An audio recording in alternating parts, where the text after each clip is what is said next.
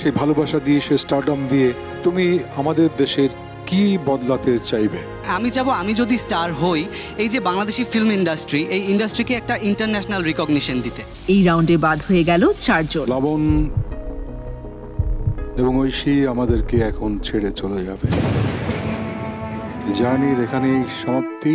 সঞ্জিদা, তুমি সেফ। বিদায় দিতে হবে ইতি সূত্রধর, তোমাকে বিদায় জানাতে হবে যাকে, সে হলো মিষ্টি। শিমুল, তুমি সেফ। বৃষ্টি, আমাদের তিনজনের খুব খারাপ লাগছে, কারণ আমরা সম্ভাবনা একটা জায়গা দেখেছিলাম, কিন্তু সেটা যে নেই তা না।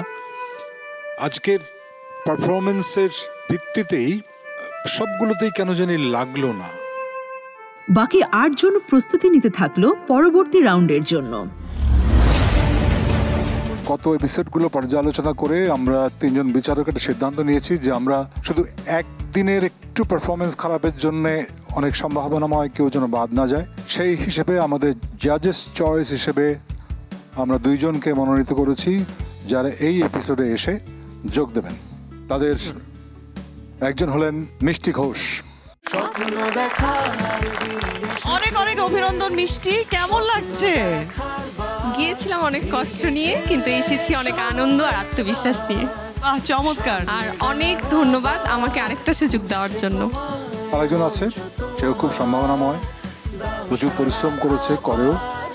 সে হলো দ্য সল্ট, লবণ। লবণ, লবণ।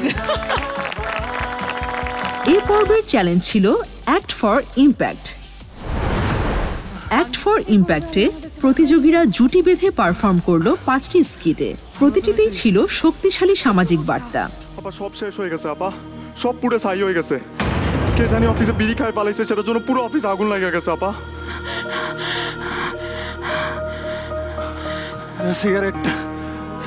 রাহুল, রাহুল সবাই ভেতরে ছিল, রাহুল সবাই ভেতরে ছিল। মিতু, মিতু, মিতু, মিতু, তুমি এভাবে যেতে পারো না, মিতু উঠো। সব শেষ হয়ে গেছে।